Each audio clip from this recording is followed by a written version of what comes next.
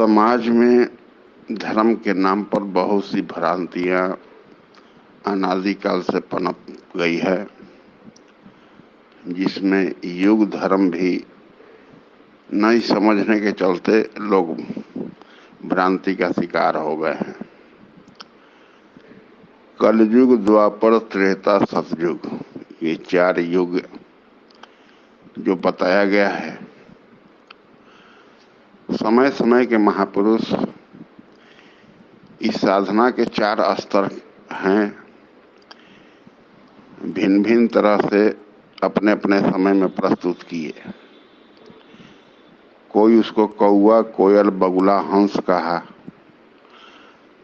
कोई उसको बचपन, जवानी, बुढ़ापा और मोक्ष कहा, कोई उसको शूद्र, वैश्य, क्षत्रिय, ब्राह्मण कहा, और कोई उसको कलयुग, द्वापर, त्रेता, सतयुग कहा।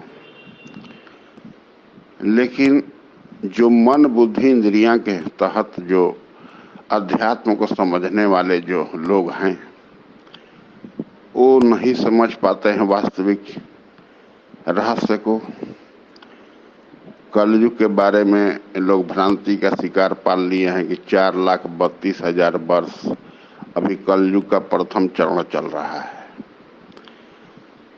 यानी किसी को एकदम काल कर्मखंड में अंग्रेज सन ईस्वी में ये सब भ्रांति की शिकार है कि सब उसमें भटक गए हैं। तो कोई जन्म से कोई पंडित और ब्राह्मण नहीं होता है। पंडित और ब्राह्मण की स्थिति है। जैसे कि प्रधानमंत्री की कुर्सी है, कोई भी व्यक्ति जीतकर वहां तक जाता है तो व्यक्ति बैठता है तो प्रधानमंत्री कहलाता है। उसी तरह पिंड धन इति बराबर पंडित। ये पिंड माने शरीर छोड़ रहे हैं, पकड़ रहे हैं, जन्म रहे हैं, मर रहे हैं, उससे इति माने समाप्त जो कर लिया जन्म मरण के श्रृंखला को, पंडित होता है। तो जन्म मरण से जो ऊपर उठ गया वो पंडित कहलाया। ब्रह्म जो बृहद है, कण कण में है, समान और सर्वज्ञ समान रूप से है। ब्रह्म ज्ञान सब ब्राह्मण, ब्रह्म जो जिससे हृदय से जागृत होकर जनाने लगता है, बताने लगता है, बात करने लगता है, वो जिसमें क्रिया का सूत्रपात होता है उसको ब्राह्मण कहा जाता है। तो कहने का मतलब हम इसलिए ये बताएं कि ब्राह्मण और पंडित, खास करके हम लोग के हिंदू समाज में, ये लोग भ्रमवश अपने को मान बैठे कि हम बहुत बड़े ज्ञानी हैं, जानकार हैं। हमें कोई जाति से एलर्जी नहीं है। उसका यथार्थ स्वरूप बताने के लिए हमें प्रयास समझा के प्रयास भी किया। तो 4,32,000 कलयुग का अर्धवाय है, अभी प्रथम चरण है। ये सब गलत बातें हैं। ये सब मन बुद्धि के तहत अटकलबाजी है। द्वापर युगीन में मानस में भी बताया गया है, कलयुग केवल हरिगुण गाहा, गावत नर भव पावत था। कलयुगीन व्यक्ति क्या होता है? शुद्र अवस्था के होता है। जो आदमी कहता है कि जड़ जीव, जड़ जीव का मतलब आदमी समझ नहीं पाता है। जड़ किसी मट्टी में अगर उसे पकड़ लेता है तो उसको आसानी से नहीं उसको कबाड़ेगा तो कबरेगा, जकड़ लेता है। उसी तरह जो तामसी वृत्ति वाले लोग होते हैं, जिसमें चित्त में ज्यादा तामसी वृत्ति कार्य करता है, और कोई भी साधना का सही अगर उपदेश मिला कि इतना माइक वृत्ति है, उसको त्याग करो और सद वृत्ति को अपनाओ, तो माइक वृत्ति को समझते हुए वो उस त्याग करना चाहता है, लेकिन नहीं हो पाता है। क्यों? कि उसका जड़, राग का जड़ इतना जकड़ चुका है, पकड़ चुका है कि आसानी से वो छूटता नहीं है। तो वैसे जीव को जो मानव तन में आए हैं, उसके कल्याण के लिए महापुरुषों ने, अनादिकाल से महापुरुषों ने वैसे लोगों के कल्याण के लिए युक्ति बताए कि वैसे लोग बैठकर भजन करना भी चाहे तो भजन होगा नहीं। शरीर भर बैठा है, मन तो हवा से बातें करता है, और बहुत देर तक बैठेगा तो निद्रा आने लगती है। तो वैसे लोगों के कल्याण के लिए कहें कि कलयुगीन व्यक्ति भगवान का गुणवाद, संतों के सेवा, दान, उनकी कथा श्रवण। कथा का मतलब क्या होता है? जिस कर्म द्वारा जीव अपने को था पाले, उसका नाम कथा है। तो उस क्रिया के बारे में जो शास्त्र के अंतर्गत या संत उपदेश के अंतर्गत बताते हैं, उसका श्रवण करें। धीरे धीरे धीरे धीरे ये सब करने से क्या होता है कि पुण्य पुरुषार्थ अंदर संचित होने लगता है। पुण्य पुरुषार्थ जब सबल हो जाते हैं तो तामसी वृत्ति धीरे धीरे धीरे धीरे धुलते धुलते आधा धुल जाती है। आधा तामसी और आधा राजसी हो जाता है, तो हो जाता है शूद्र से वैश्य, यानी कलयुगीन से निकलकर द्वापर युगीन में आ जाता है। यानी द्वापर युग में कौन हुए थे? कृष्ण। यानी आत्मा कर्म के रूप लेने लगता है, लेकिन आंशिक रूप से। जहां से विधि जागृत होता है उसको वैश्य कहा जाता है। तो आधा दूरी तय करने के बाद परमात्मा की पूर्ण जागृति अंतःकरण में होता है। तो वैश्य श्रेणी के साधक के मानस में बताया गया है कि वैश्य श्रेणी के साधक करे क्या? द्वापर युगीन जो साधक है, तो पद पूजा। तो पद पूजा का मतलब क्या होता है? संत सदगुरु जो प्राप्ति वाले होते हैं, उनका चरणों का ध्यान। पहले नाम पर ध्यान किया जाता है भजन में, बोलकर ओम ओम राम राम रब रब अल्लाह अल्लाह बोलकर जपने से व्यक्त होने से बैखरी वाणी कहलाता है। क्योंकि भजन 4 अवस्था की होती है, बैखरी, मध्यमा, पसंती, तब परा। तो कलयुगीन व्यक्ति जड़ जीव है, उससे ऊपर उठ जाता है। आधा तामसी वृत्ति समाप्त, आधा राजसी और आधा तामसी आ जाता है, तो हो गया द्वापर युगीन। तो पद पूजा करने की क्षमता आ जाता है। तो चरण कमल दीर्घ काल तक पूजा करते करते करते करते, भगवान का नाम बैखरी जाप करते करते, सेवा भजन में लगते लगते, दान में लगते लगते पुण्य पुरुषार्थ और सबल हो जाते हैं। और द्वापर युगीन के अंतिम अवस्था में सदगुरु का चरण हृदय में आ जाता है। जब हृदय में आ जाता है तो हर जगह सदगुरु का चरण दिखाई देने लगता है। हमने बराबर बताया है कि अहिल्या, उद्धार अहिल्या पहले पत्थर की थी। राम का चरण जब उसमें टच स्पर्श करता है, उसी समय अहिल्या उद्धार हो जाता है, अहिल्या सजीव हो जाती है। यानी सजीव ने पूर्ण जागृत, माने पूर्ण जिंदा हो जाती है। जब पूर्ण जिंदा हो गई, पूर्ण जागृति आ गई, तो वो हो गया त्रेता युग। जैसे कलयुग, द्वापर, त्रेता, ओ और इसमें हो गया शूद्र वैश्य क्षत्रिय अवस्था के साधक। तो त्रेता युग में कौन थे? तो राम। राम का मतलब क्या होता है? रमनते अस्मिन् सह राम, जो आपके कण कण में, सबके हृदय तन मन में राम का रमण हो रहा है, लेकिन दिखाई नहीं देते हैं। लेकिन जिसके हृदय से जागृत हो जाते हैं, तब वो समझ पाते हैं कि राम का अनुभव सूत्र क्या होता है। क्योंकि ये मन बुद्धि इंद्रिया से परे का चीज है। तब त्रेता में क्या होता है कि आधा राजसी आधा सात्विक गुण आपके चित्त में कार्य करने लगते हैं। तामसी वृत्ति समाप्त हो जाता है और उसमें बचपन, जवानी, बुढ़ापा, माने वहां त्रेता युग में बुढ़ौती आ जाता है, माने मन बूढ़ा होने लगता है। तन वृद्ध होने के लिए कोई परिश्रम नहीं करना पड़ता है, तो जैसे जैसे समय बीतता जाता है आदमी शरीर जीर्ण होता जाता है, वृद्ध होता जाता है। लेकिन मन को वृद्ध करने के लिए मन वृद्ध होता है भजन से, तन वृद्ध होता है समय बीतते रहने पर, और ज्ञान वृद्ध होता है सत्संग से। ये 3 गो वृद्ध होते हैं।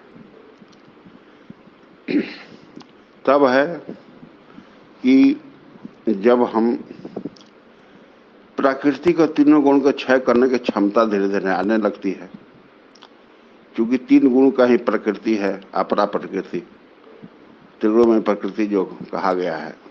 एक परा प्रकृति है जहां उसमें एक परमात्मा है, एको ब्रह्म द्वयो नास्ति, और एक अपरा प्रकृति जो 3 गुण का है, जो काल के परिधि में जितने भी आते हैं उस सब 3 गुण के अंतर्गत ही आते हैं।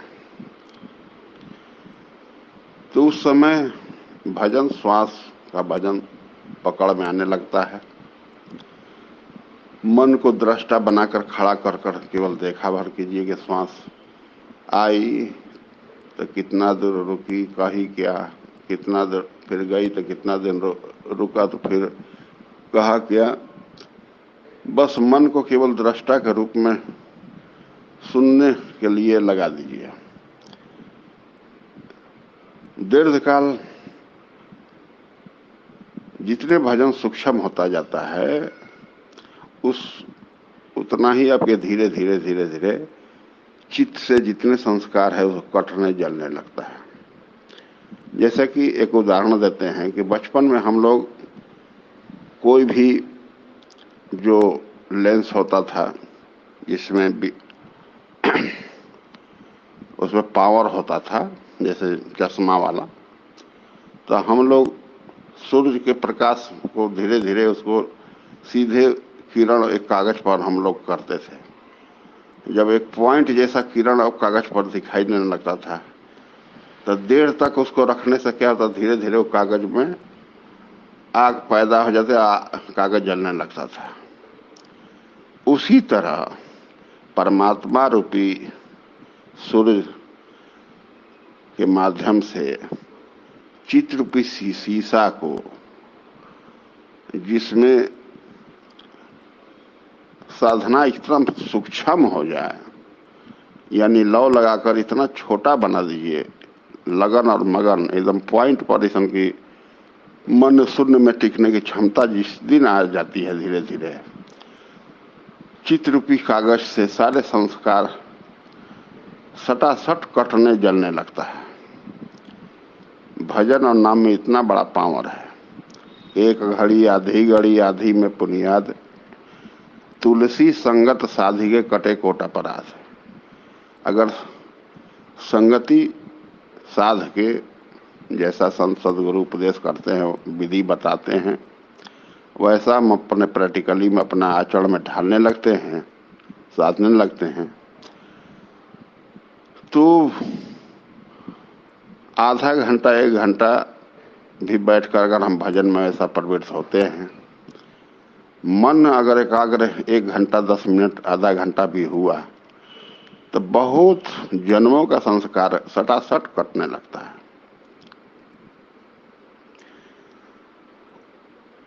जब त्रेता युग के बाद सारे संस्कार जब कट जाते हैं, तीनों गुण से ऊपर उठ जाते हैं, यानी विशिष्ट परा प्रकृति में प्रवेश कर जाते हैं। तीनों गुण से ऊपर कौन है? अपरा के बाद परा प्रकृति। तो क्षत्रिय के बाद हो जाता है साधक ब्राह्मण। ब्रह्म जो बृहद है, कड़कड़ में है परमात्मा, वो प्रत्यक्ष बात करने लगते हैं, प्रत्यक्ष दिखाई भी देने लगते हैं। वहां ईश्वर दृष्टि भी आ जाती है। दिव्य दृष्टि से उन्नत दृष्टि एक और आती है, ईश्वर दृष्टि। ईश्वर दृष्टि आते ही वो त्रिकाल दृष्टा हो जाता है। विशिष्ट पारा प्रकृति में प्रवेश साधक ही शंकर कहलाते हैं। संस्कारों का अंत हो जाना संत, संस्कारों का और बने कट जाना संकर। तो विप्र अवस्था में आ गया, यानी ब्राह्मण अवस्था। लेकिन मन चित्त भी अगर जिंदा है, क्योंकि संस्कार भले ही कट गया, जब योगाग्नि ऐसा प्रकट होता है कि सब कुछ भस्मसात कर देता है। पहले सैमाग्नि में अपना सारे इच्छाओं को भस्म किया जाता है, क्योंकि सारी इच्छाएं ही माया है, उसी को माया कहा गया है। इच्छा काया, इच्छा माया, इच्छा जग उपजाया। कहे कबीर जो इच्छा विवर्जित ताका पार न पाया। तो अपने समाग्नि में अपने सारी इच्छाओं को हवन करना। लेकिन बाहर जितने भी कुंड बनाकर लोग घी अनेक सामग्री डालकर उसमें हवन करते हैं, तो वैसा शास्त्र इसका मान्यता नहीं देता है। ये आसुरी वृत्ति से रंगा हुआ लोग हैं जो कि बाहर से लोग करते हैं। और पूर्व के जितने भी संत महापुरुष हुए हैं उसको भी करने के लिए इसलिए कहे कि डायरेक्ट कोई नर्सरी क्लास के बच्चा को अगर बीए में बैठा दिया जाए तो नर्सरी क्लास का भी अपना समय गंवा दिया और बीए में वाला उसको समझ में बुझाएगा ही नहीं, दोनों तरफ से गया। इसीलिए वैसे नर्सरी क्लास के अबोध बालक के मतलब सभी बालक ही हैं, जिसको मट्टी के खिलौना में मन बच्चे को लगता है ना, मिल जाता है तो बच्चे हंसने लगते हैं, चहकने लगते हैं, टूट जाता है, खो जाता है तो बच्चा रोने लगते हैं, बेचैन हो जाते हैं। अगर आप अपने को सियाना समझ रहे हैं, आपको अगर छोटा मट्टी का खिलौना दिया जाए तो कहा जाए लीजिए खेलिए, तो आप कहेगा क्या हम बच्चे हैं कि मट्टी खिलौना से खेलेंगे। उसी तरह आपका जोरू जाता जमीन, पूरा सृष्टि दुनिया जिसे कहते हैं जादू का खिलौना है, मिल जाए तो मट्टी है, खो जाए तो सोना है। संत रूपी सियाना व्यक्ति इस माइक खिलौना में आसक्त नहीं होते हैं, उसमें रहते हुए भी अनासक्त भाव से अपना परमात्मा का निर्देशानुसार छिप कर रहने का विधान है।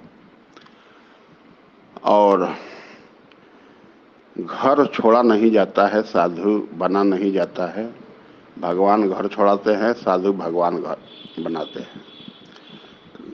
तो सदगृहस्थ आश्रम में भी रहकर परमात्मा की प्राप्ति की जा सकती है, बशर्ते राजा जनक ऐसा अनासक्त भाव जैसा रहना पड़ेगा, तब विदेहावस्था प्राप्त हो सकता है। विदेह का मतलब क्या होता है आदमी ये भी नहीं समझ पाता है। देह शरीर, देह किसको कहा जाता है? शरीर को। इस शरीर के अंतराल में अनंत जन्मों का शरीरों का रील संस्कार रूप में रिकॉर्डिंग है। इस सारा संस्कार जो अपने योग साधना के बल से काट कर भस्मसात कर दिया और संस्कार बनाने वाला मन चित्त को भी जो जला डाला, बिना देह का, देह रहते हुए बिना देह का व्याहरण हो गया शरीरों का, उसी को कहा जाता है विदेह। तो राजा जनक विदेहावस्था प्राप्त उच्च कोटि के संत महापुरुष भी थे। बड़े बड़े ईसन महात्मा भी उनके दरबार में जाकर उपदेश सुनते थे और परम गति की प्राप्ति भी करते थे। कहने का मतलब हमारा ये है कि कलयुग, द्वापर, त्रेता, सतयुग, ये कही साधक का क्रमगत 4 सोपान है। धीरे धीरे धीरे धीरे शूद्र से वैश्य, वैश्य से क्षत्रिय, क्षत्रिय से ब्राह्मण होते हुए शिव स्वरूप सदगुरु में तब्दील हो जाते हैं, यानी स्वरूप की प्राप्ति हो जाती है। उसी तरह कलयुग से द्वापर, द्वापर से त्रेता, त्रेता से सतयुग, कृत युग योगी विज्ञानी। सतयुग क्या है? विज्ञानी क्या है? आज तो विज्ञान अणु परमाणु बम बनाकर विनाश का सामान बनाकर लोग कह रहे हैं कि हम बहुत बड़ा विशिष्ट वैज्ञानिक है। वो मूर्ख हैं जो कि अपने ही सृष्टि को विनाश कर कर और कहते हैं, करने वाला सामान बनाकर कहते हैं कि बहुत बड़ा हम लोग विज्ञानी हैं, जबकि शास्त्र और संत कहते हैं कि बिन विज्ञान के न समता अवहि। विज्ञान वो है जो कि मनुष्य को समत्व का पाठ पढ़ा देता है, समदर्शी बना देता है। तो समदर्शी कौन है? एक परमात्मा जो सर्वज्ञ और समान रूप से है। तो उसको विज्ञान कहा जाता है, जो विशिष्ट ज्ञान, आपके ज्ञान अनिज्ञात जानकारी अंतःकरण से आत्मा जागृत होकर बताने लगता है, उसका नाम ज्ञान है। यानी परमात्मा के प्रत्यक्ष जानकारी का नाम ज्ञान है। किताब पढ़ लेना, किसी से बात सुन लेना, याद कर लेना, ये बुद्धि है, बुद्धिमान हो सकते हैं। ज्ञानी के लिए तो भाई हाथ जलाने से पता चलता है जलन कैसा होता है। किताब में पढ़ लेने से कि हाथ जलने से जलन होता है, तो उससे वो व्यक्ति नहीं जान पाएगा कि जलन कैसा होता है। जो स्वयं हाथ जलाया है वो जान पाएगा कि जलन कैसा होता है। तो आप लोग शायद समझ गए होंगे कि कलयुग, द्वापर, त्रेता, सतयुग, ये 4 युग धर्म जो बताए गए हैं, ये एक ही साधना के, एक ही साधक के कर्मगत सोपान है, या कि अलग अलग जो गणना में आदमी गिनता है कि 4,32,000 कलयुग का अर्धवाय है। ये सब मूर्खता वाली बातें हैं। इस भ्रांति से निकलकर यथार्थ के पृष्ठभूमि पर आना चाहिए। चूंकि मनुष्य के पास समय और श्वास का मूल पूंजी होता है, अपना मूल पूंजी व्यर्थ मत गवाइए। इसलिए लाभ समय को जानना, हानि समय को भूल, जो जन इसको समझ जाए बन जाएगा फूल। आशा करता हूं कि आप इसका यथार्थ स्वरूप समझ चुके होंगे।